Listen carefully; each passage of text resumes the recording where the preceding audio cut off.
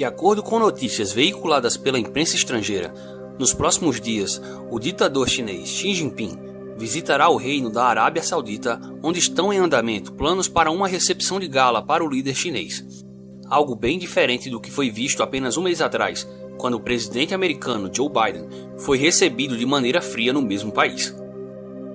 Essa diferença de tratamento é apenas mais um reflexo de uma aproximação cada vez maior entre China e Arábia Saudita, em contraste com o esfriamento da relação estreita de 50 anos entre os Estados Unidos e o seu principal aliado árabe no Oriente Médio.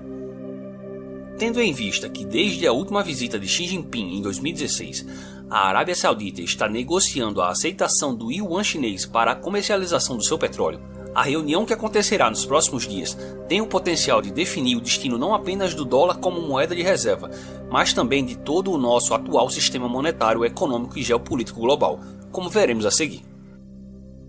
Mas antes, peço a você que deixe o seu like e se inscreva em nosso canal. Isso ajuda o nosso canal a crescer e o nosso conteúdo chega a cada vez mais pessoas.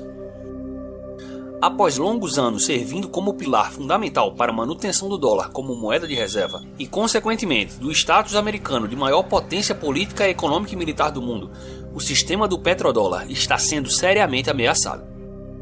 Petrodólares são receitas de exportação de petróleo bruto denominadas em dólares americanos.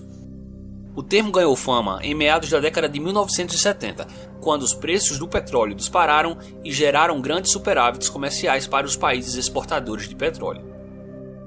É válido ressaltar que petrodólares não são uma moeda distinta, são simplesmente dólares americanos aceitos como pagamento por um exportador de petróleo. Em resumo, petrodólares são dólares americanos recebidos em troca de exportações de petróleo. Desse modo, o sistema petrodólar é essencialmente a prática global de trocar petróleo por dólares americanos em vez de qualquer outra moeda. A economia mundial até 1971 funcionava sob a égide de um sistema monetário baseado no padrão dólar-ouro, adotado durante a Conferência de Bretton Woods em 1944 e que se fundamentava basicamente na paridade entre o dólar americano e o ouro, a uma taxa de 35 dólares a onça, enquanto as demais moedas, por sua vez, teriam suas respectivas cotações fixadas em relação ao dólar. É válido ressaltar que o padrão ouro estava em um processo de decadência desde o início da Primeira Guerra, quando diversos governos resolveram abandonar a estabilidade monetária garantida pelo padrão ouro clássico em nome da liberdade de poder imprimir dinheiro para financiar seus gastos decorrentes do primeiro conflito bélico em escala global. Dali em diante, a fome de burocratas por se apossar do direito de emitir moeda em nome de um Estado forte e inchado apenas ganhou força, e o processo iniciado no decreto publicado por Roosevelt em 1933, que proibia a posse do ouro para cidadãos americanos comuns, culminou com o então presidente americano Richard Nixon encerrando definitivamente a convertibilidade do dólar em ouro em 1971. Com o fim definitivo do padrão ouro, ao contrário do que foi previsto pelos monetaristas e keynesianos, que forneceram ao governo todo o aparato teórico por trás da medida, o preço do ouro disparou, o dólar se enfraqueceu e a inflação tomou conta da economia mundial. Nesse contexto, a demanda por dólares no mercado internacional era cada vez menor, e o governo americano se viu em uma séria questão de como fazer o resto do mundo continuar demandando a sua moeda.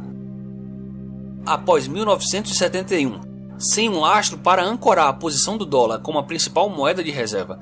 em 1973, o sistema petrodólar foi criado por meio de um acordo sigiloso entre os Estados Unidos e a Arábia Saudita, sendo o principal arquiteto do acordo o então secretário de Estado do presidente Nixon, Henry Kissinger. Através desse acordo, que posteriormente foi adotado pelos demais membros da OPEP,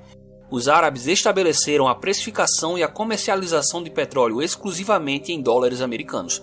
em troca de proteção e armamento militar. Em contrapartida, os dólares recebidos pela compra do petróleo seriam utilizados para comprar títulos do Tesouro dos Estados Unidos, financiando a máquina pública americana. Esse arranjo fez com que a demanda por dólares ao redor do mundo se mantivesse em alta, afinal, o petróleo é a principal commodity e a base da matriz energética global até hoje, e desde então, para que países consigam importar petróleo, é necessário que eles possuam reservas em dólares americanos. A troca de petróleo por dólar americano restaurou a demanda por dólar no mercado de câmbio através do processo que ficou conhecido como reciclagem de petrodólares. A reciclagem de petrodólares é o processo em que as nações exportadoras de petróleo ganham grandes somas de saldo em dólar e o seu excedente é investido majoritariamente em títulos da dívida dos Estados Unidos. O termo reciclagem de petrodólares foi cunhado pelo próprio Henry Kissinger. Em todo o mundo, qualquer comprador e importador de petróleo árabe precisaria primeiro comprar e manter dólares, garantindo uma forte demanda global pela moeda americana.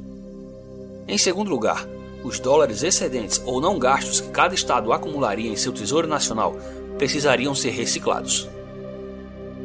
Desde 2016, a China vem negociando com a Arábia Saudita a comercialização do petróleo árabe através da divisa chinesa, o Yuan, mas durante vários anos essa negociação ficou represada. Porém, devido ao posicionamento da política externa do governo americano durante a administração Biden em relação ao Oriente Médio, o que inclui a retirada militar desastrosa do Afeganistão, uma Casa Branca mais rígida, principalmente após o assassinato planejado pelos sauditas do jornalista Jamal Khashoggi, e a adoção de uma narrativa anti-petróleo por parte das autoridades americanas,